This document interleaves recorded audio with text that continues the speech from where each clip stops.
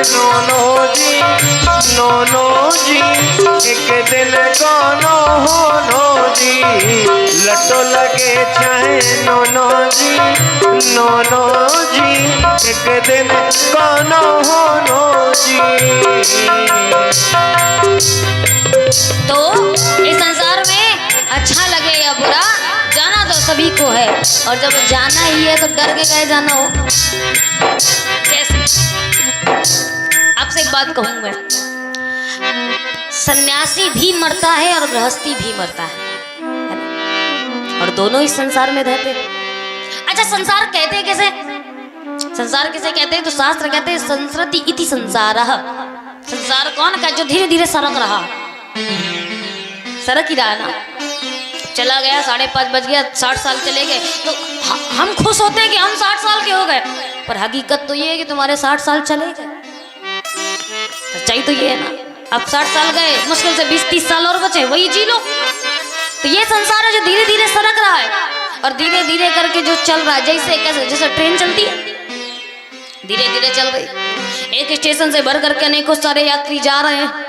हम आप भी किसी न किसी स्टेशन से चढ़ेंगे, और चढ़ करके गए तो पहले से पता नहीं होता कि हमारे साथ में बर्थ में रहने वाले, यात्रा करने वाले कौन। किसी को मालूम रहता है क्या?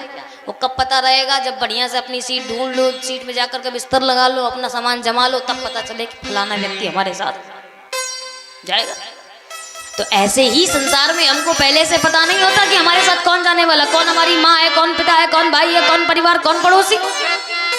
पर जब हम जाकर के अपनी बर्थ में जाकर बैठ जाते हैं, तो जन्म ले लेते हैं, तो फिर हमको पता चल, ये हमारी माँ, ये हमारे पिता, ये हमारा परिवार, ये पड़ोसी, ये संसार, ये समाज, सब पता चल जाता है।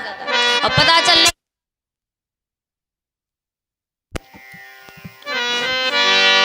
और पता चल जाए तो पता चलने के बाद क्या होता है? कुछ यात्री ऐसे होते हैं कि जिनके साथ यात्रा का समय कब कट गया पता नहीं चलता। इतने अच्छे यात्री मिल जाते हैं, और लोग कहते हैं कि वाह भैया क्या बताएं, इतने अच्छे, इतना अच्छा लगा आपसे बात करके कि पता ही नहीं चला 2 घंटा कब बीत गए, है ना। कुछ ऐसे होते हैं जिनके साथ यात्रा करने में आनंद आता है, और कुछ ऐसे होते हैं जब वो यात्रा से, ट्रेन से उतर जाते हैं तब सुकून मिलता है। हे भगवान भले गया। दो ही प्रकार के। तो या तो परिवार आपको अच्छा मिल जाएगा कि आपको लगे वाह महाराज बड़ा अच्छा लगा कि ऐसे परिवार में लगे हमको, और या तो फिर ऐसा लगेगा जब वो परिवार वाला छोड़ के चला जाता है। देखो, इंसान की पहचान इसी चीज से होती है प्यारे। आप जीवित क्या करते हो, कैसे रहते हो, इस बात से पता नहीं चलेगा, पर आपके जाने के बाद जिस प्रकार की चर्चा होगी, उसी प्रकार के वक्तव्य का, उसी प्रकार के व्यक्तित्व का पता चलता है कि हम अच्छे थे कि अच्छी बातें हो तो हम अच्छे हैं, और पीठ पीछे जाने के बाद बुरी बातें हो तो इसका मतलब हम बुरे थे। ऐसे चलो। लेकिन जो बुद्धिमान होते हैं वो क्या करते हैं? बुद्धिमान व्यक्ति, अच्छा ट्रेन में सफर करना, पहली बात तो ये कि अपनी बर्थ पता हो, और दूसरी बात उनका बड़ा आसान से बड़ा अच्छा आरामदायक सफर होता है जो सामान कम रखते हैं। और जो सामान ज्यादा रखें तो पहले तो सामान उठाने की टेंशन, और दूसरी बात फिर उतरने चढ़ने की टेंशन। आधी रात को बड़बड़ा के उठेंगे, भैया देखो वो सामान है कि नहीं, कोई ले तो नहीं गया। तो पहला, दूसरी चीज ये कि सामान कम होना चाहिए। यही अंतर है सन्यासी और गृहस्थ में। गृहस्थी सामान बहुत बटोर लेता है, और इतना सामान बटोर लेता है, अब आप बताओ इतने सामान को इकट्ठा कर लोगे, और अगर जीते जी चला जाए तो फिर रोना आएगा कि हंसना रोगे ना कि भगवान जिंदगी भर संपत्ति इकट्ठा करी और सब चली गई। पर अगर सामान कम रखोगे, आने जाने से फर्क ना पड़ेगा, तो फिर सामान जाए अपने मन से जाए या बेमन से जाए, फर्क पड़ने वाला नहीं पड़ेगा। जैसे आपको एक उदाहरण दूं बड़ा अच्छा। एक ट्रेन में एक महात्मा सफर कर रहे थे। महात्मा जी जा रहे थे और इतनी बड़ी पोटली अपने साथ रखे। थोड़ी सी आगे बढ़ी ट्रेन, और जैसे ही आगे बढ़ी एक स्टेशन पर जाकर के स्टॉपेज हुआ, रुकी, तो रुकने के बाद एक गृहस्थी चढ़ा, सेठ जीते, और अकेले चढ़े, उनकी भी पोटली, तो वो तो गृहस्थी ही थे। वो आकर के उनके जस्ट सामने वाली बर्थ पर बैठ गए, सीट पर बैठ गए। अब जैसे ही बैठे तो सेठ ने व्यंग कसा, क्योंकि हमारे यहाँ सन्यासियों की पहचान वो होती है जो संग में न साथ में कुछ भी न लियो, बढ़िया भगवान के भजन में मस्ती से जा। लेकिन जो उन आदमी पोटली बांधे घूमे तो आदमी कहेगा ये पोंगे पंडित है। सेठ जी ने भी सोचा, सेठ जी ने तंज मारते हुए कहा कि गृहस्थी सामान रखे पोटली रखे बात समझ में आती है, लेकिन इन सन्यासियों को पोटली का क्या करना है। अरे एक माला पकड़े एक कमंडल पकड़े और जय श्री राम करता हुआ चला जाए। लेकिन क्या बताएं आजकल के तो सन्यासी भी सन्यासी नहीं रहे। अगर इतनी ही बड़ी पोटली रखनी है तो फिर सन्यासी और गृहस्थ में अंतर क्या है। और जैसे ये कहा तो संत ने उत्तर तो नहीं दिया पर मुस्कुराए और मुस्कुरा के कहते हैं रुक जाओ अभी बताता हूं कि गृहस्थ और सन्यासी में क्या अंतर। अगले स्टेशन पर ट्रेन रुकी और जैसे ही रुकी तो 20 मिनट का स्टॉपेज, 20 मिनट रुकनी थी। तो संत ने उस गृहस्थी से कहा कि सेठ जी महाराज ऐसा करें क्या, कहें यहाँ 20 मिनट ट्रेन रुकेगी, ऐसा करते हैं सामान रखते हैं, कुछ चाय नाश्ता करके आते हैं, बाहर टहल के आते हैं। सेठ जी ने कहा ठीक है। अब सेठ जी गए संत महात्मा के साथ बढ़िया घूमे फिरे, चाय नाश्ता किया, एक जगह पर बेंच में जाकर बैठ गए। और जैसा ही बैठे तो हाथ पकड़ के बैठे। संत ने हाथ पकड़ और हाथ पकड़ के कहा कि चलो तुमको एक प्रसंग सुनाता हूँ। कथा प्रारंभ हो गई और छोटा सा प्रसंग प्रारंभ किया नहीं तो कथा सुनते सुनते उनको भी आनंद आया, बड़ा मन लग गया। और कथा सुनते सुनते कब 20 मिनट चला गया पता ही नहीं चला। और इधर 20 मिनट गुजरा नहीं कि गाड़ी ने हारन मारी और जैसे ही हारन लगी तो फिर सेठ जी का ध्यान वहीं गया। सेठ जी ने कहा महाराज अब हो गई कथा, चले। हारन बज गया और जैसे ही कहा सन्यासी ने हाथ पकड़ के जोर से पकड़, अरे बैठो बैठो अभी बैठो बैठो, कहाँ जा रहे हो बीच में कथा, अरे कथा का आनंद मत खराब करो, बैठो बैठो। अरे महाराज हॉर्न बोल दिया अब गाड़ी चल देगी, सामान रखा है, मेरा भी रखा है, आपका भी रखा है, सब खराब चला जाएगा, पता नहीं कौन उठा। तो कहा जब तुम्हारा रखा है तो हमारा भी तो रखा है ना। कहा हाँ रखा है। तो कहा जब हमारा रखा है हम नहीं इतने बड़बड़ा रहे तो तुम काहे बड़बड़ा रहे हो, बैठो। सेठ जी ने कहा कि बुरे फंस गए यार, अब चलनी प्रारंभ। ट्रेन धीरे धीरे बढ़े और जैसे बढ़े तो सेठ जी की दगदगी भी बढ़े।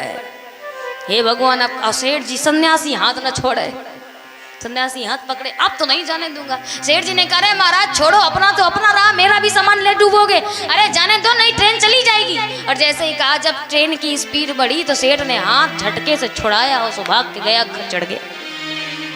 तब जाकर के सांस में सांस आई, सब पीछे से महात्मा भी भाग के चढ़ गए। और जैसे ही चढ़े तो सेठ से कहा अब पता चला कि सन्यासी और गृहस्थ में क्या अंतर है।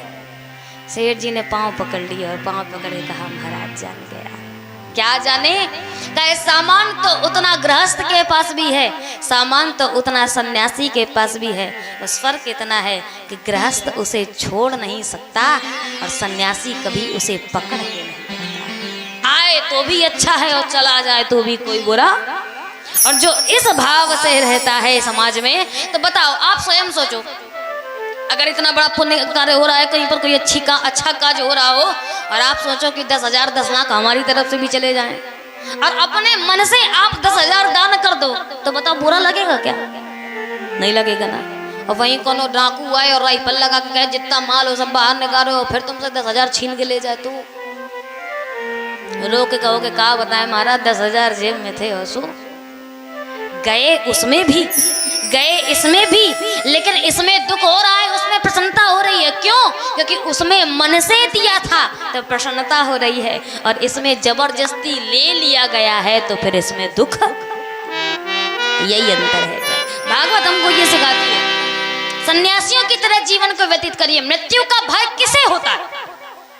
कौन मृत्यु से डरता है? मृत्यु से वो डरता है कि जिसको लगता है कि हमसे लिया जा रहा है और आप पहले से ही दे दो, तो बताओ कौन बात का डर है? किसी बात का मलाल है जीवन में?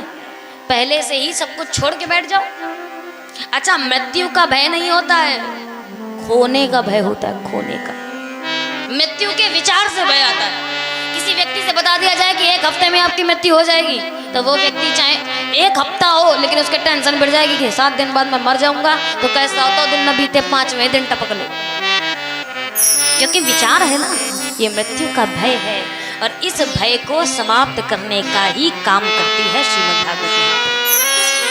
श्रीमद् भागवतम शास्त्रम कलौकीरेण भाषितम्। ये मृत्यु के भय का जो समापन कर दे।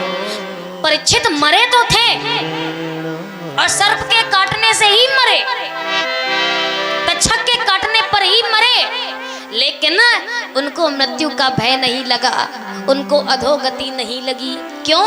क्योंकि उन्होंने तो अपना सब कुछ संसार अपने आप को पहले से ही छोड़ दिया। जीवित समाधि समझते हैं किसे कहते हैं? सब कुछ छोड़ दे इंसान, यहाँ तक कि शरीर को भी छोड़ करके आत्मा को स्वतः ही अलग कर दे, उसको कहते हैं जीवित समाधि। और परीक्षित की मानो जीवित समाधि ही लग गई। तो आप जो पहले से ही सब कुछ छोड़कर चले जाओगे तो बताओ मृत्यु का डर रहेगा क्या? जैसे जो व्यक्ति अपने बेटों से, अपने परिवार से, समाज से, आर्थिक स्थिति से, सामाजिक स्थिति से तंग आ जाता है, तो उस व्यक्ति के आंख से आंसू गिरता है और वो भगवान से यही कहता है कि भगवान बस अब उठा ले, है ना? ये कहता ना कि अब बस उठा ले, मर जाऊं तो ज्यादा अच्छा है। तो अगर मरने का भाव आया मन में तो इसका मतलब कि आपका मृत्यु का भय समाप्त हो गया। देखो, कहना अलग बात है और अनुसरण करना अलग बात है, अनुभव करना अलग बात है। हकीकत में जो व्यक्ति कहे कि हाँ बस हम मर जाऊं तो ज्यादा अच्छा है, ये नहीं कि बस बातों में बोल दे और उसके बाद अगर मौत देवता आकर के सामने खड़े हो जाए, यमराज जी तो कह रहे महाराज कहाँ लिए जा रहे हो, अभी तो बहुत दिन जीने, अब वही मार के क्या करोगे? ऐसा सच में जो मरना चाहेगा तो उसके जीवन में मृत्यु का भय स्वतः ही समाप्त हो जाएगा। और वो कार्य कौन करता है? कहे वो कार्य करने के लिए श्रीमद् भागवत महापुराण, यही सच्चा ज्ञान है कि आप पहले से ही छोड़ दो। मनु महाराज को क्यों परेशानी नहीं हुई? कितनी बड़ी संपत्ति थी, पूरे विश्व के राजा, जो प्रथम माता पिता, प्रथम स्त्री पुरुष कहलाते हैं, और उनके जीवन में भी हुआ क्या? हो ये न विषय विराग, भवन बसत भाचौथपन, हृदय बहुत दुख लाग। किस बात का? कि जन्म गयो हरि भगत बिनु, मेरा पूरा जीवन भगवान की भक्ति के बिना गुजर गया, इस बात का दुख होता है।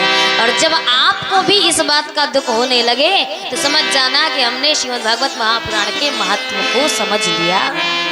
क्यों? याद रखिएगा, इस संसार में अंगहु आरोग्य मिले, भांति भांति भोग मिले, सुख के संयोग मिले जीवन की बाटी में, धन अरुधाम मिले, पूरन मन काम मिले, पर राम ना मिले तो सब काम मिले माटी। अगर सब कुछ मिल जाए और ईश्वर ना मिले तो फिर इस ऐसे काम का, ऐसी संपत्ति का, ऐसे धन धान्य का कोई अर्थ नहीं बनता है।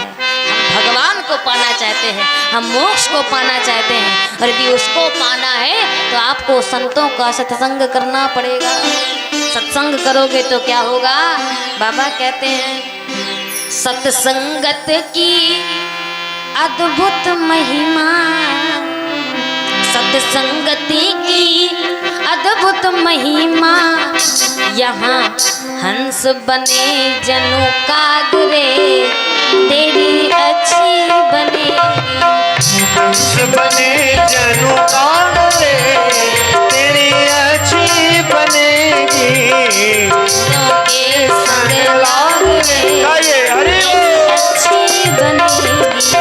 संतन के संग लाग रे, तेरी अच्छी बनेगी, अच्छी बनेगी, तेरी किस्मत जगेगी, अच्छी बनेगी, तेरी किस्मत जगेगी, अच्छी बनेगी, तेरी किस्मत जगेगी, अच्छी बनेगी, तेरी किस्मत जगेगी।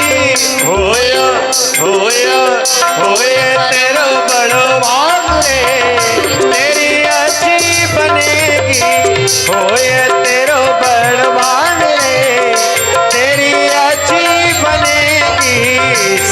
तभी तो तालियों के साथ सेवा करते जाओ, तेरी अच्छी बनेगी, संतन के संग लाग रे, तेरी अच्छी बनेगी, तन के संग लाग रे, तेरी अच्छी बनेगी, संतन के संग लाग रे, तेरी अच्छी बनेगी। परीक्षित कोई और नहीं प्यारे, हम आप ही हैं। अपरिचित की भी यही समस्या है। जिस समय पर सुखदेव जी महाराज बैठे कथा को सुनाने के लिए, तो उसी समय पर देवता आ गए अमृत कलश लेकर। और आकर के सुखदेव जी महाराज से कहते हैं, महाराज आप परीक्षित जी महाराज को कथा इसलिए सुना रहे ना कि वो अमर हो जाए, 7 दिन में मृत्यु ना हो, उतर जाए।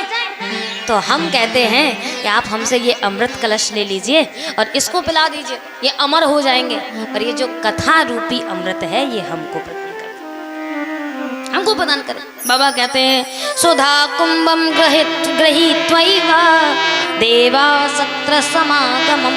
और जैसे ही आकर के ये कहा तो सुखदेव जी महाराज हंस पड़े और हंस करके कहते हैं कि तुमको, मैं तो सोचा था कि तुम भाव से आए हो कथा सुनने के लिए, पर मुझे नहीं पता था कि देवताओं तुम कथा पर बैठ करके भी व्यापार करोगे। अरे हम कथावाचक है, व्यापारी नहीं है कि तुमसे बदले में अमृत ले लें और तुम्हें कथा अमृत प्रदान कर दे। तो देवताओं ने कहा ऐसा करें ना कि जिसको कथा सुननी है उससे ही पूछ लीजिए, हम यजमान बन के बैठ जाते हैं।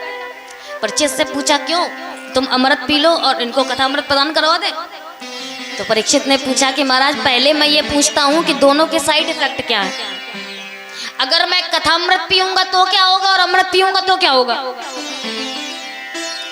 तो परीक्षित जी महाराज से सुखदेव जी ने कहा, अगर तुम कथामृत पियोगे तो तुम्हारा जीवन दिव्य जीवन बन जाएगा, और तुम अमृत पियोगे तो दिव्य की तो गारंटी नहीं है, पर दीर्घ जीवन अवश्य बन सकता है। तो अब ये आपके ऊपर है कि आप दिव्य जीवन को चुनना चाहते हो या दीर्घ जीवन को चुनना चाहते हो।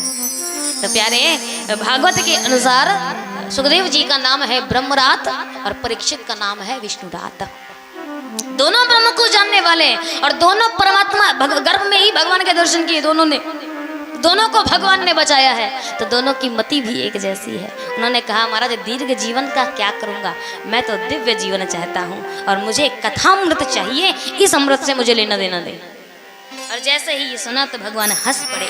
सुखदेव जी ने कहा, को सुधा को कथा लोके को कांचा को मणिर्मह अभक्तास्तास विज्ञाय न ददौ स कथा। उनको अभक्त जान करके श्री सुखदेव जी महाराज ने श्रीमद् भागवत महापुराण की कथा देवताओं को नहीं सुनाई। इसीलिए ये व्याख्यान हो गया, इसलिए ये जगत में प्रचलित हो गया। क्या? श्रीमद् भागवती वार्ता सुराणामपि दुर्लभा। ये श्रीमद् भागवत की कथा ऐसी है जो देवताओं को भी दुर्लभ है, और देवताओं को दुर्लभ चीज यदि आपको सुलभ हो रही है तो अपने आप को बड़ा भाग्यवान समझिएगा।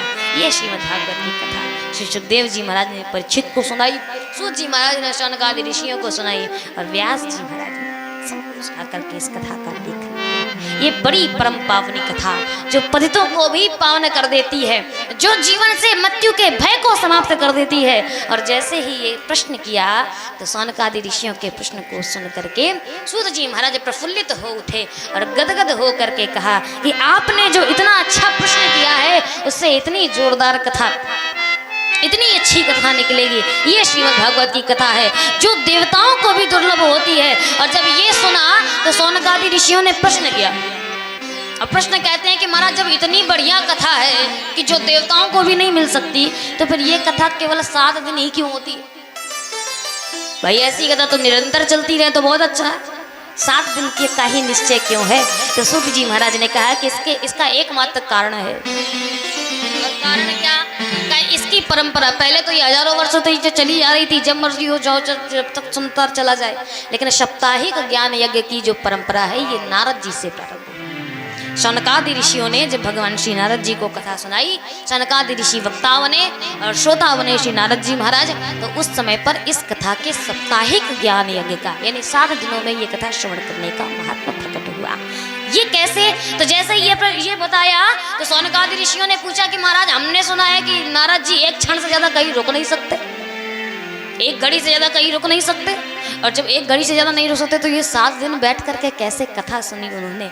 कृपया कर हम ये कथा विस्तार से सुनना चाहते हैं, आप हमें बताएं। तो महात्मा की चर्चा करते हुए श्री सुखदेव जी, श्री सूत जी महाराज शौनकादि ऋषियों से कहते हैं, इसी कथा आती है कि बद्री नारायण के तट पर, बद्री नारायण के आश्रम पर बड़े ही पावन चारों महात्मा सनत, सनंदन, सनातन और सनत कुमार भ्रमण करते हुए जा रहे थे, भगवान भजन कर रहे थे।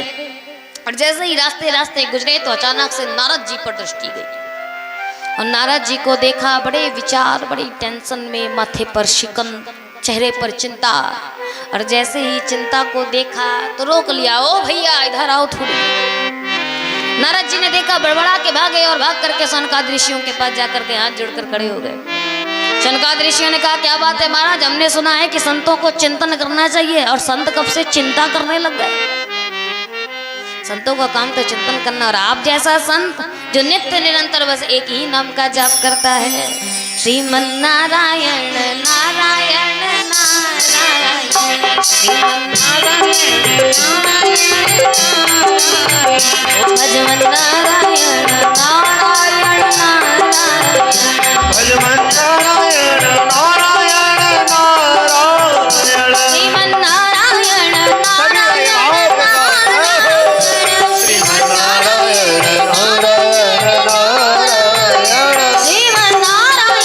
नारायण नारायण, श्रीमन नारायण नारायण नारायण, श्रीमन नारायण नारायण नारायण, भजमन नारायण नारायण नारायण, भजमन नारायण नारायण नारायण, श्रीमन नारायण नारायण नारायण, श्रीमन नारायण नारायण नारायण, लक्ष्मी नारायण नारायण नारायण, लक्ष्मी नारायण नारायण नारायण, लक्ष्मी नारायण नारायण नारायण, लक्ष्मी नारायण नारायण नारायण, नारायण नारायण, भजमन नारायण नारायण नारायण, श्रीमन नारायण नारायण नारायण, श्रीमन नारायण नारायण नारायण। और जैसे ही देखा, नारद जी सामने आकर खड़े हो गए। और सनकादिक ऋषि कौन? जिनके जीवन का आधार मात्र ही कथा हो, जो भ्रमण ही संसार में इस कारण से कर रहे हो कि कहाँ पर कथा सुनने को मिल जाए, कहाँ कथा सुनाने को मिल जाए। दूसरी विशेषता कहे, जिनकी आयु 5 वर्ष, 5 से 6 वर्ष नहीं है, 5 वर्ष के चिरंत काल से। क्यों 5 वर्ष के ही क्यों है? कहे जिस समय पर ये छोटे थे तो ब्रह्मा जी ने इनसे कहा कि महाराज तुम भी बड़े हो जाओ, और बड़े हो करके अन्य पुत्रों की बात, अन्य पुत्रों की बात, आप भी जगत में प्रजोत्पत्ति करें, संसार बढ़ाए। और जैसे ही सुना तो चारों ने हाथ हिला दिया कि हमसे ये नहीं होगा। अरे नहीं महाराज, बड़े होगे तो बड़े होकर के विवाह करना पड़ेगा, विवाह करोगे तो फिर अपने आप ही संसार बनेगा। और जैसे ही ये कहा तो उसने कहा, अगर ऐसी बात है कि बड़े होकर विवाह करना ही होगा तो हम बड़े ही नहीं होंगे। और 5 वर्ष की आयु के बाद इन्होंने अपनी आयु पर रोक लगा दी। 5 वर्ष का आयु अर्थात कुमारावस्था होती, कुमारावस्था, इसलिए इनको सनत कुमार कहा जाता है, कुमार है ये। और इतना ही नहीं, 5 वर्ष के होने के बावजूद भी ये पूर्वजों के भी पूर्वज हैं, इतनी बड़ी आयु है। ऐसे संत महात्माओं के पास पहुंचे। नारद जी गए बड़े चिंता में, और जैसे ही चिंता देखी सनत कुमारों ने पूछा, तो नारद जी ने कहा कि महाराज आप पूछते हो तो मैं अपनी व्यथा आपको बताता हूँ। हालांकि व्यथा मेरी नहीं है, किसी और की है, पर संत उसी को कहते हैं जो दूसरों के दुख को देख करके दुखी हो जाए, जो दूसरों के सुख को देखकर सुखी हो जाए वो संत, और जो दूसरों के दुख को देख करके दुखी हो जाए वो संत। पर जो दूसरों के दुख को देख करके सुखी हो वो मंथरा, वो असंत होता है। नारद जी दुखी इसलिए हैं क्योंकि किसी का दुख देख करके आए। और जैसे ही पूछा तो बताए, महाराज कौन है?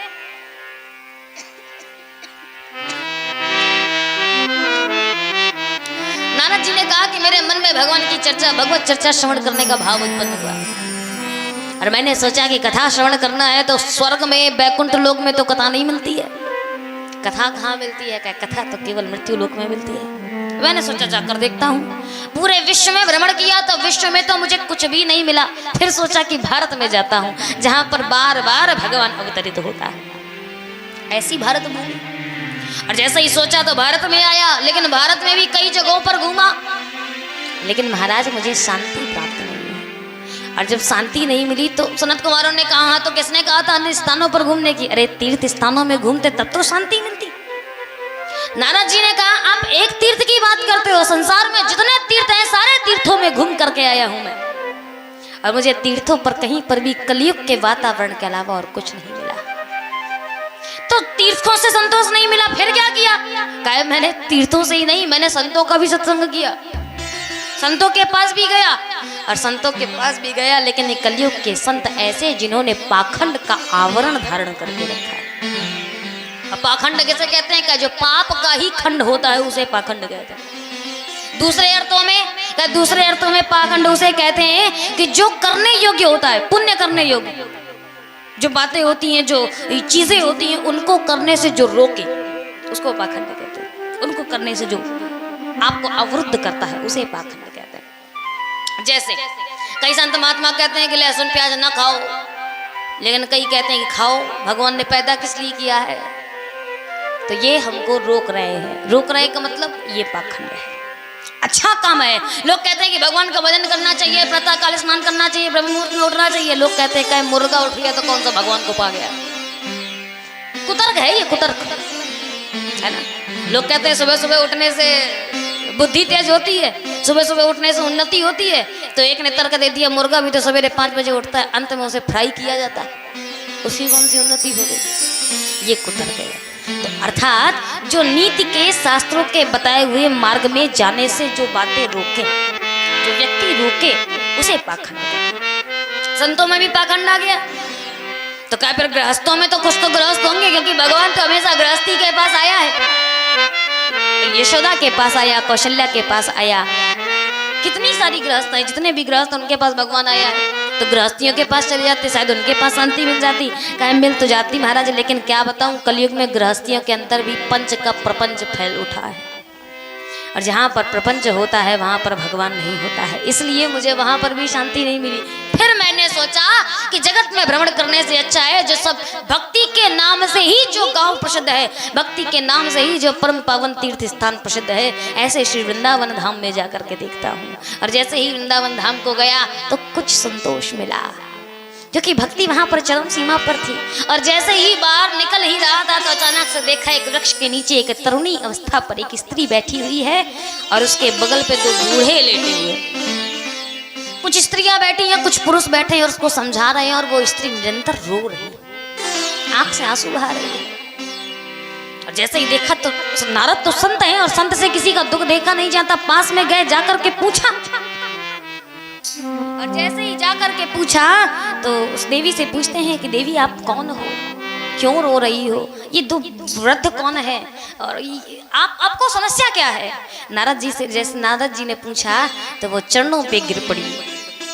चरणों में गिरी तो चरणों में गिर करके अपना परिचय दे करके भक्ति कहती है, अहम भक्ति रीति ख्याता इमो में तनयो मत ज्ञान वैराग्य नामानो काल योग।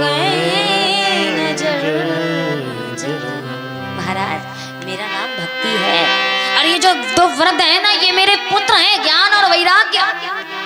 जैसे ये सुना नारद जी को आश्चर्य लग गया, हे भगवान, माता जवान है और पुत्र बूढ़े, ऐसा कलयुग तो हमने आज तक नहीं देखा।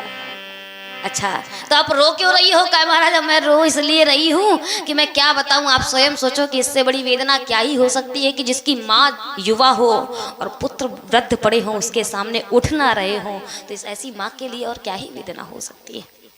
नारद जी से पूछा कि आप हो कौन, अपना पूरा परिचय दो। तो देवी भक्ति ने बताया कि महाराज मैं द्रविड़ देश में उत्पन्न हुई हूँ, द्रविड़ देश में उत्पन्न होने के बाद कर्नाटक में पली बड़ी हूँ, महाराष्ट्र में पली बड़ी हूँ, और इसके बाद अंत में गुजरात पहुंची, जहाँ पर जाकर के हम तीनों को वृद्धावस्था में भेजे।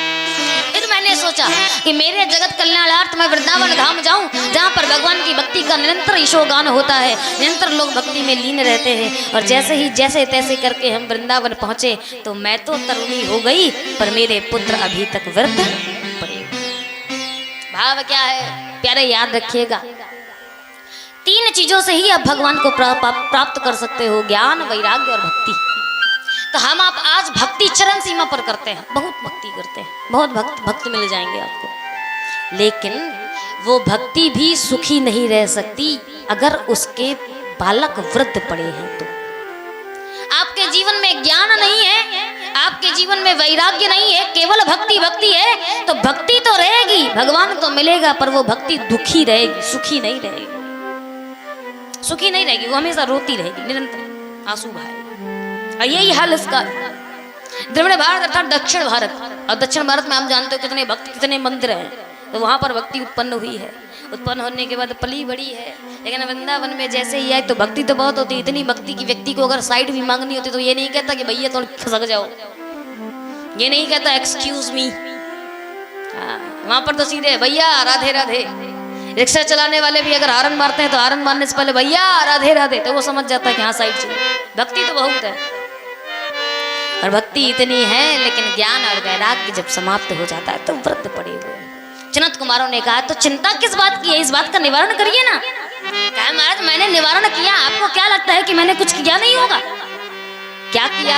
कहा मैंने मुझसे जितना बन पड़ा मैंने उस देवी से कहा कि मैं आपको वचन देता हूँ कि मैं आपके बालकों को आपके ही समान तरुणी अवस्था में ला दूंगा। तब देवी माँ भक्ति प्रसन्न हो गई और जैसे ही प्रसन्न हुई भगवान गए ज्ञान वैराग्य के पास जाकर के नारद जी ने चारों वेद बोले, सबका ज्ञान भाषण किया। लेकिन जिस प्रकार से एक लठ को, जिस प्रकार से एक लाठी को उठा करके खड़ा किया जाए और छोड़ देने में जिस प्रकार से एक लाठी गिर जाती है, उस प्रकार से ही दोनों थोड़ी देर के लिए मूर्छित अवस्था से उठे और पुनः मूर्छित होकर के गिर पड़े। ये देख करके आश्चर्य में पड़ गए नारद जी। नारद जी ने कहा कि जिनको वेदों का ज्ञान भी नहीं उठा पाया तो मैं और क्या ही करूं कि जिससे इनको होश आ जाए। इस बात से परेशान निरुत्तर होकर के भक्ति को कोई उत्तर न दे करके श्री नारद जी महाराज चल पड़े। और जैसे ही नारद जी गए, नारद जी ने कहा तब मैं भ्रमण करता करता दुनिया भर में घूमा और उसी समय पर परेशान हो गया। तो आकाशवाणी आकर के कहती है कि आप वेदों का ज्ञान देते हो, ये तो आपकी महत्ता है, लेकिन इनका बुढ़ापा, इनका कष्ट तब दूर होगा जब आप सत्कर्म करेंगे। नारद जी ने कहा ये सत्कर्म नहीं था तो और क्या था भाई? हमने इनको 4 वेदों की कथा सुना दी, ये सत्कर्म ही तो है, और इससे भी नहीं उठे तो अब कौन सा सत्कर्म रह गया है? कहा जो सच्चा सत्कर्म है वो आपको साधु बताएंगे, संत बताएंगे। और इतना कह करके आकाशवाणी चढ़ी गई। नारद जी ने कहा अजीब आदमी है, एक तो ना ये बताया कि कौन सा सत्कर्म करना है और ना यही बताया कि किस साधु से पूछ लें कि हमको पता चल जाए कि कौन सा सत्कर्म है। अब नारद जी भटकते घूम रहे हैं, जितने भी परम विद्वान हैं सबसे पूछ रहे हैं महाराज सत्कर्म किसे कहते हैं? लोगों ने सोचा कि जिस नारद जी को ही नहीं पता कि सत्कर्म क्या है तो हम क्या ही परिभाषा दें। लोगों ने कहा महाराज जब आप ही नहीं जानते कि सत्कर्म क्या है तो हम कैसे बताएं? आगे गए, आगे जाकर के एक महात्मा जो बड़े पीठाधीश्वर बने घूमते थे, हजारों लाखों करोड़ों चेला थे, उनके पास गए, पूछा महाराज सत्कर्म क्या? उन्होंने पूछा आप क्या बताएं, बता पाएंगे नहीं, और शायद अगर कुछ बताया तो गलत निकल गया तो फिर इतने चेलाओं के सामने बेइज्जती हो जाएगी। सो क्या किया? इशारा कर दिया। इशारा करके कहते हैं कि हमारा चातुर्मास मौन चल रहा है, जब मौन खुलेगा तब बताएंगे कि सत्कर्म क्या है। नारद जी ने कहा बड़े बवाल में फंस गए हम, अब क्या करें? घूमते घूम रहे थे तब भगवान नारद जी खींच पड़े। नारद जी ने सोचा कि दुनिया भर से नहीं पूछूंगा, अब जाकर के बद्रीनाथ जाकर के भगवान से ही पूछता हूँ क्या कि तुम ही बताओ सत्कर्म क्या है। तो बद्रीनारायण की भूमि पर भगवान श्री नारद जी भ्रमण कर रहे थे, तभी सनत कुमार कहते हैं कि आपसे मेरी भेंट हो गई। बड़े भैया अब मैं आपसे पूछना चाहता हूँ कि सत्कर्म क्या है जिससे ज्ञान और वैराग्य की मुक्ति हो जाए, मुझे वो सत्कर्म बताने का प्रयास करें। तो नारद जी से सनत कुमारों ने कहा अरे व्यर्थ की चिंता करते हो, धन की चिंता तो वो करे, ऐसे घूम रहे हो परेशान हो करके कि जैसे कि 2000 के नोटों की गड्डी तुम्हारे हाथ से मानो तुरंत ही तत्क्षण कागज के नोट बन गए हो। नारद जी ने कहा महाराज मुझे संपत्ति का कोई लोभ नहीं है, संतों को सत्संग संपत्ति से क्या मतलब, हमारी तो संपत्ति केवल एक ही है, क्या? हमारो धन राधा श्री राधा श्री राधा, हमारो धन राधा श्री राधा श्री राधा, हमारो धन राधा श्री राधा श्री राधा, हमारो धन राधा श्री राधा श्री राधा, परम धन राधा राधा परम धन राधा जीवन धन राधा राधा जीवन धन राधा राधा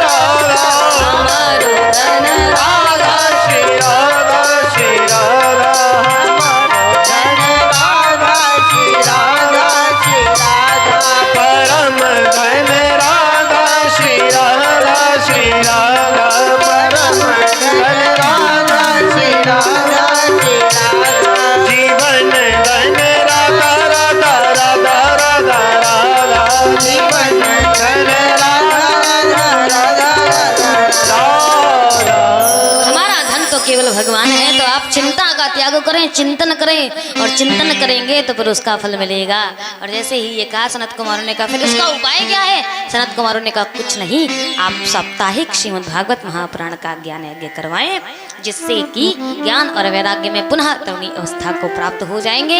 ये ज्ञान मिला। नारद जी हंस पड़े। नारद जी ने कहा आपको क्या लगता है कि मुझको भागवत आती नहीं है, कि मुझको पता नहीं है कि भागवत है क्या? शरद कुमार ने कहा पता तो है कि आपको पता है। तो कहे जब अब मुझको पता है तो मैं जानता हूं कि भागवत में क्या है। क्या है? कहे वेदों का ही तो सार है भागवत। जो शास्त्र, जो वेद, जो पुराण मैंने उनको सुनाए हैं, उन्हीं में से बातें लेकर के श्रीमद् भागवत महापुराण में रखी गई हैं, और उन्हीं का सार श्रीमद् भागवत महापुराण है। तो जब उनसे मूर्छा नहीं गई तो क्या भागवत से चली जाएगी? कैसी बातें करते हैं आप। तो सनत कुमार ने उदाहरण दिया। सनत कुमार कहते हैं महाराज एक बात पूछूं क्या?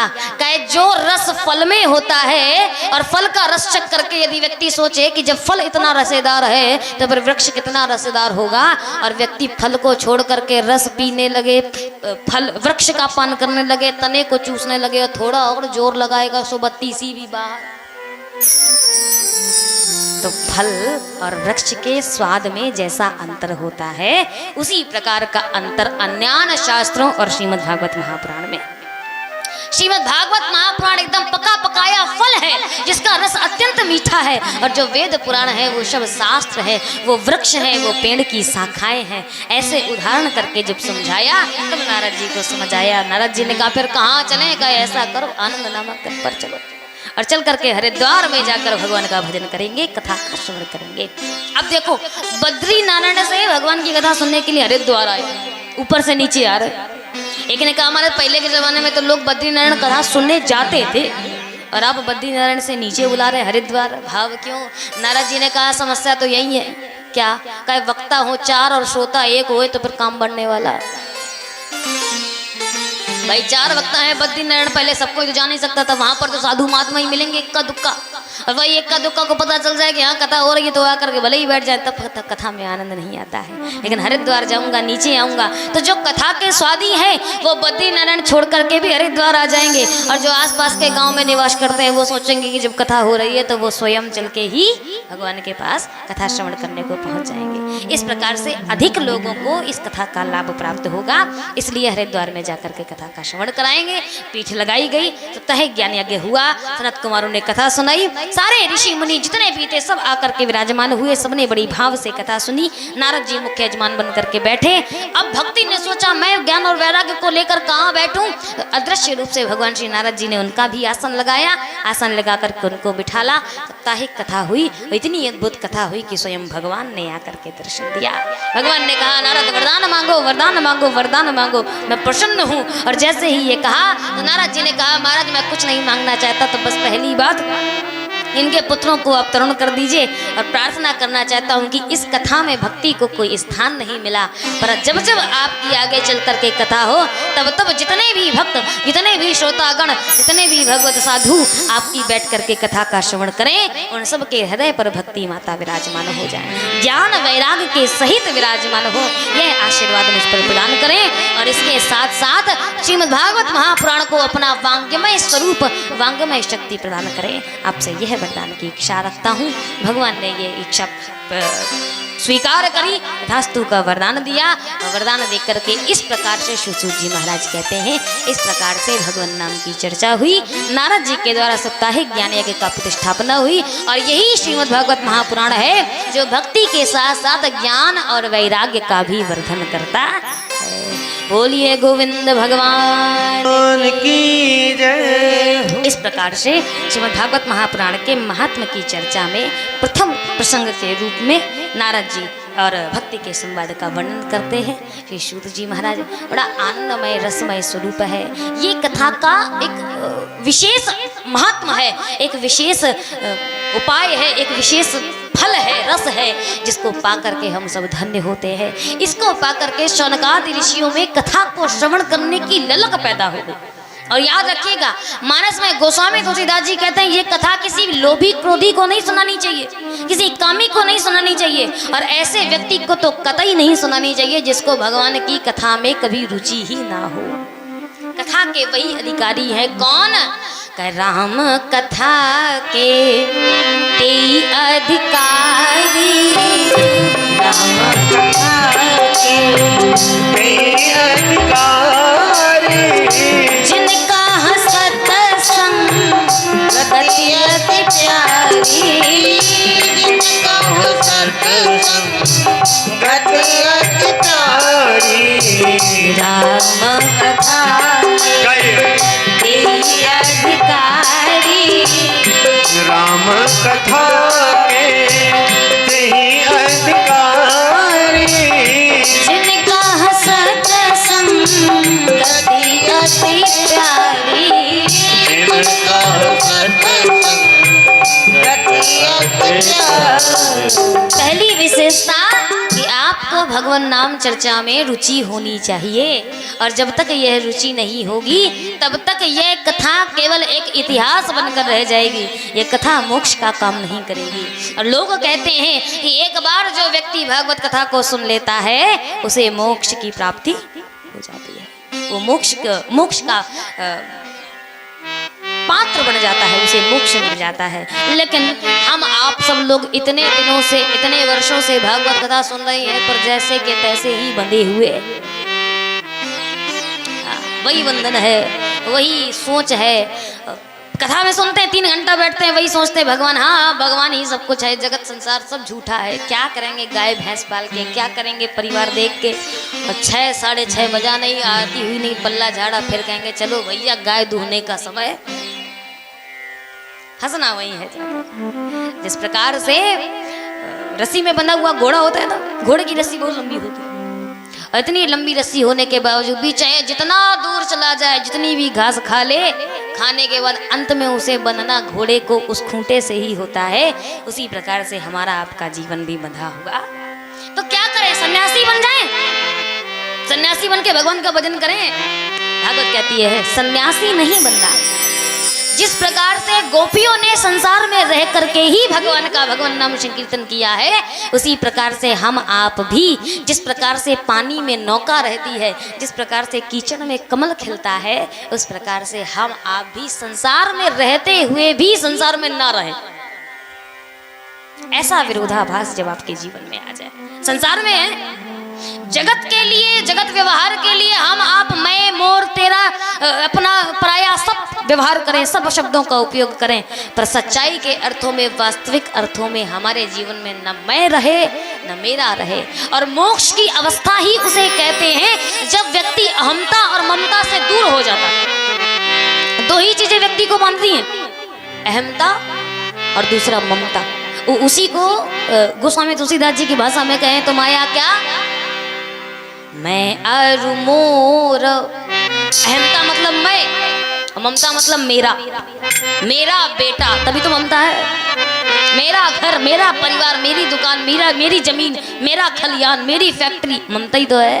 इसीलिए ये सब क्या है, मैं और मोर तोर तय माया, मैं और मोर तोर तय माया, जही बस कीन्हे जीवन काया, जही बस कीन्हे जीवन काया, मैं और मोर तोर तय माया, मैं और मोर तोर तय माया, जही बस कीन्हे जीवन काया, जही बस कीन्हे जीवन काया। जिसने इस संसार को जकड़ रखा है, हम आपको जकड़ रखा है। और यदि इस संसार से बाहर निकलना है तो एक एक प्रवृत्ति मन में बिठा लीजिए। हम आप तब तक इस दुनिया के साथी हैं जब तक हमारा आपका संसार में कुछ काम है। काम कैसा? जैसे नींबू होता है, नींबू में जब तक रस होता है व्यक्ति तब तक निचोड़ता है, और 1-2 बूंद भी रह जाए तो पानी में डुबो के, एक भी बूंद नहीं रहना चाहिए।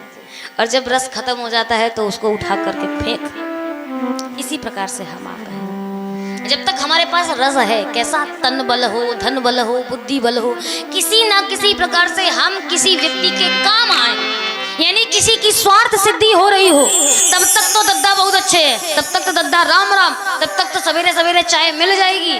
और जैसे ही काम खत्म, खटिया में डल रहो, किसी काम के ना रहो, तो यही आपका ही बेटा, आपका ही परिवार कहेगा कि वो डम मरता भी नहीं है, मर जाए तो छुट्टी हो। जब तक काम के हो तब तक। तो जब संसार आपसे स्वार्थ का रिश्ता रखता है तो आप भी क्यों नहीं रखो। लेकिन अगर निस्वार्थ संबंध अगर किसी से बनाना है तो केवल एक ईश्वर से बनाओ, क्योंकि यही एक है जो कबहु कर करुणा नरदेही देत ईश बिनु हेत सने। प्रेम के वशीभूत आकर के इतना प्रेम करता है वो हमसे कि अगर हम सामने जाकर के उसके सामने आंसू बहा दें और आंसू बहा करके रो देना तो वो तुरंत द्रवित हो जाएगा और तुरंत अपने भक्त को क्षमा करने की ताकत रखता है। वो निस्वार्थ प्रेम करता है अपने भक्त से। तो हम भी भगवान से निस्वार्थ प्रेम करें और बस एक ही बात कहें, आशा एक राम जी से दूजी आशा छोड़ दे, आशा एक राम जी से दूजी आशा छोड़ दे, नाता एक राम जी से दूजा आशा छोड़ दे, नाता एक राम जी से दूजा नाता तोड़ दे, विधि का विधान जान सभी गाएंगे जाहि विधि राखे राम ताहि विधि रहिए। सीताराम सीताराम सीताराम कहिए, जाहि विधि राखे राम ताहि विधि रहिए, जाहि विधि राखे राम ताहि विधि रहिए, जाहि विधि राखे राम ताहि विधि रहिए। इसी भावना के साथ, इन्हीं वचनों के साथ में आज की इस सभा का विराम और कल के दिन बड़ी ही पावन आगे की चर्चा की ओर हम सब बढ़ेंगे। जो आगे का प्रश्न शौनकादि ऋषियों ने सुश्रुत जी महाराज से किया, कथा का प्रारंभ कैसे हुआ और कल के दिन ही हम प्रथम स्कंद में भी प्रवेश करेंगे। इसी के साथ में नाट्य पुष्पांजलि ही पर समर्पित। बोलिए गोविंद भगवान की जय। और एक बार मेरे साथ ये मंत्र सभी लोग दोहराएंगे। कहें, कृष्णाय वासुदेवाय कृष्णाय वासुदेवाय हरये परमात्मने हरये परमात्मने प्रणत क्लेशनाशाय प्रणत कृष्णाशाय गोविंदाय नमो नमः गोविंदाय नमो नमः। बोलिए भागवत भगवान भगवान की जय। भक्तवत्सल भगवान भगवान की जय। व्यास जी महाराज महाराज की जय। जय जय श्री राम। आइए, पुराण की जो कथा है यहाँ पर आज जितने लोगों ने श्रवण की होगी, मेरा विश्वास है कि वास्तविक कथा का दर्शन आपको भागवत कथा में मिलेगा। तो ऐसी पुण्यमयी कथा को श्रवण करने के लिए जो कथा प्रेमी लोग हैं वो अगर एक एक दिन खो देंगे तो जीवन का बहुत बड़ा हिस्सा खो देंगे। ऐसा मौका बार बार नहीं मिलता है। जो ऐसी पावन कथा सूताख्यायी कथा सारम, जो सूत जी ने कथा का सार सुनाया है, वो कथा आपको सुनने को मिल रही है। कथाएं तो बहुत सी होती हैं, कथा का वाचक अपनी अपनी शैली में कथा कहते हैं, लेकिन कथा वो कही जाए जिसको सुनने के बाद हमारे मन की व्यथा दूर हो जाए। तो ऐसी पावन कथा को श्रवण करने के लिए कल आप समय पर पदार्पण करेंगे और गर्मी के मौसम को देखते हरे मुरारे हे नाथ नारायण वासुदेव श्री कृष्ण गोविंद हरे मुरारे हे नाथ नारायण वासुदेव। पितु मातु स्वामी सखा हमारे, पितु मातु स्वामी सखा हमारे, हे नाथ नारायण वासुदेव हे कृष्ण गोविंद हरे मुरारे हे नाथ नारायण वासुदेव। आइए हम सभी लोग भक्त लोग मिलकर के बड़े ही श्रद्धाओं के साथ माँ की आरती करते हैं। ओम जय अम्बे गौरी मैया, जय श्यामा गौरी, तुमको निश दिन ध्यावत मैया जी को सदा ही मनावत, हरि ब्रह्मा शिवरी। ओम जय अम्बे गौरी, ओम जय अम्बे गौरी मैया, जय श्यामा गौरी, तुमको निश दिन गावत मैया जी को सदा ही मनावत, हरि ब्रह्मा शिवरी। ओम जय अम्बे गौरी, मांगे सिंदूर विराज, को मग मग को मैया को मग मग को, ओ जल से दो नैना निर्मल से दो नैना, चंद्र बदनी को। ओम जय अम्बे गौरी, ओम जय अम्बे गौरी मैया, जय श्यामा गौरी, तुमको निश दिन ध्यावत मैया जी को सदा ही मनावत, हरि ब्रह्मा शिवरी। ओम जय अम्बे गौरी, कनक समान चले बर राकांबर राजे, ओ मैया राकांबर राजे, रक्त पुष्प कलमाला, रक्त पुष्प कलमाला, कंठन पर साजे। ओम जय अम्बे गौरी, ओम जय अम्बे गौरी मैया, जय श्यामा गौरी, तुमको निश दिन ध्यावत मैया जी को सदा ही मनावत, हरि ब्रह्मा शिवरी। ओम जय अम्बे गौरी, के हरि आन राजत खड़ग कपरधारी, ओ मैया खड़ग कपरधारी, सुर नर मुनि जन सेवत, सुर नर मुनि जन सेवत, वेद के दुख हारी। ओम जय अम्बे गौरी, ओम जय अम्बे गौरी मैया, जय श्यामा गौरी, तुमको निश दिन ध्यावत मैया जी को सदा ही मनावत, हरि ब्रह्मा शिवरी। ओम जय अम्बे गौरी, कानन कुंडल शोभित, नासा गे मोती मैया, नासा गे मोती, कोटिक चंद्र दिवाकर, कोटिक सूर्य प्रभाकर, सम्राजत ज्योति। ओम जय अम्बे गौरी, ओम जय अम्बे गौरी मैया, जय श्यामा गौरी, तुमको निश दिन ध्यावत मैया जी को सदा ही मनावत, हरि ब्रह्मा शिवरी।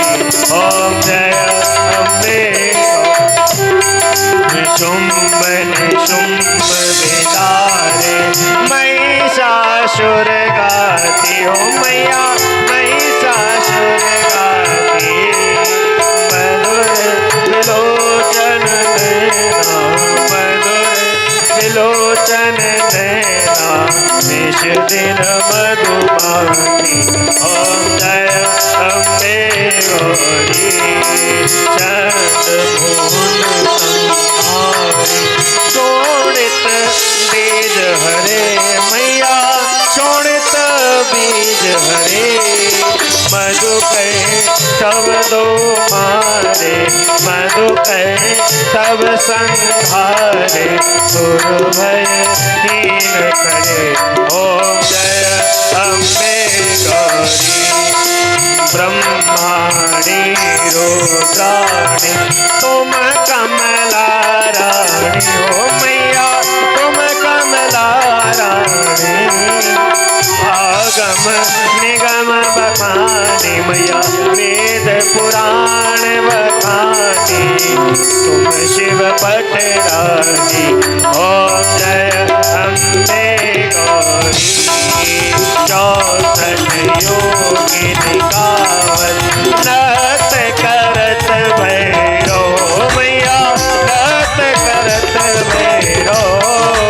बाजत ताल मृदंगा बाजत ढोल मजीरा हरु बाजत डमरू ओम जय अम्बे गौरी तुम ही जग की माता तुम ही हो भरता मैया तुम ही हो भरता भक्तन के दुख हरता भक्तन के दुख हरता सुख संपत्ति करता ओम जय अम्बे गौरी भुजाचार अति शोभित भुजाचार अति शोभित स्वर मुद्राधारी ओ मैया खड़ग कपरधारी मन वांछित फल पावत मन इच्छित फल पावत सेवत नर नारी ओम जय अम्बे गौरी कंचन थार विराजे अगर कपूर बाती हो मैया अगर कपूर बाती श्रीमान के तुम राजत विंध्या जल में विराजत कोटि रतन ज्योति ओम जय अम्बे गौरी ओम जय अम्बे गौरी मैया जय श्यामा गौरी जय अम्बे गौरी मैया जय श्यामा गौरी तुमको निश दिन जावत मैया जी को सदा ही मनावत हरि ब्रह्मा शिव जी ओम जय अम्बे गौरी कंचन थार विराजे अगर कपूर बाती हो मैया अगर कपूर बाती श्रीमाल के तुम राजत विंध्या चल में विराजत कोटि रतन ज्योति ओम जय अम्बे गौरी ओम जय अम्बे गौरी मैया जय श्यामा गौरी ओम जय अम्बे गौरी मैया जय श्यामा गौरी ओम जय अम्बे गौरी मैया जय श्यामा गौरी तुमको निश दिन जावत मैया जी को सदाई मनावत गौरी ओम जय अम्बे गौरी ओम जय श्यामा गौरी ओम जय अम्बे गौरी कर्पूरे घोरम करुणावतारम संसारिधारम भुजेन्द्रहारम सदा वसंतम हृदयारविन्दे भवं भवानी सहितं नमामि त्वमेव माता च पिता त्वमेव बन्धु च सखा त्वमेव विद्या द्रविणं त्वमेव सर्वं मम देव देव प्रभु जो गिर सके ना वो फूल हम तुम्हारे चरणों की धूल हम दया की दृष्टि सदा ही रखना हे नाथ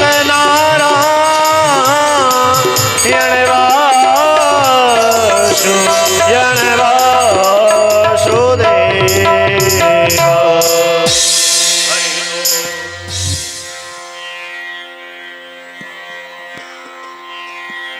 देवाः शान्तिर्ब्रह्म शान्तिः सर्वगुं शान्तिः शान्तिरेव शान्तिः सामा शान्तिरेधि ॐ हस्ते अक्षतपुष्पं चादाय अथ पुष्पाञ्जलिं कृत्वा पुष्पाञ्जलि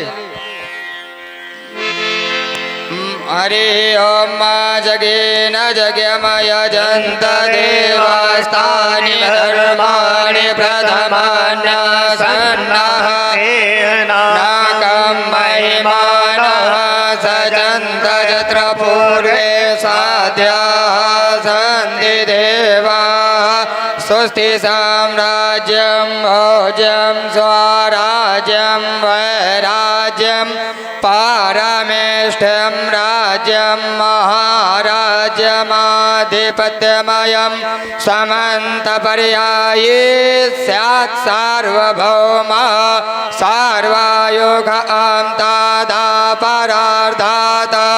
समुद्रपर्यन्ताय एकराडिति तदप्येष श्लोको विगीतो मरुतः परिवेष्टारो मरुतस्यावसन्गृहे आवीक्षितस्य कामप्रेरिर्विश्वे देवा सभासद इति विश्वतश्चक्षुरत विश्वतो मोघो बाहो विश्वतसरादशम्भाव्यान्दमधिसम्पतित्रैर्द्याव भूमि जनयन्तो देवातादपुरोपण्ड हरि ओम विष्णुर्राटमसि विष्णो स्नप्तेस्तो विष्णो शिवरति विष्णोर्ध्रुवोसि वैष्णवमसि विष्णवेत्वा ओम हरि ओम सेवन्ति कामकुलचम्पकपाटलाब्जै पुण्णागजात करवीरशाल पुष्पै बिल्वप्रवाह तुलसीदलमञ्जरेभिः त्वं पूजयामि जगदीश्वर मे प्रसीदा आसन्ति पुष्पाणि यथा कालो भवानि च पुष्पाञ्जलिर्मया दत्त्वा गृहाण परमेश्वर सुमन शुभोक्ति विचार पुष्पाञ्जलि अर्पण करो सबदेव करो स्वीकार मंत्र पुष्पांजलिं समर्पयामि बालक भगवान की जय हो जय हो जगदम्बा मैया की जय हो वैष्णो मैया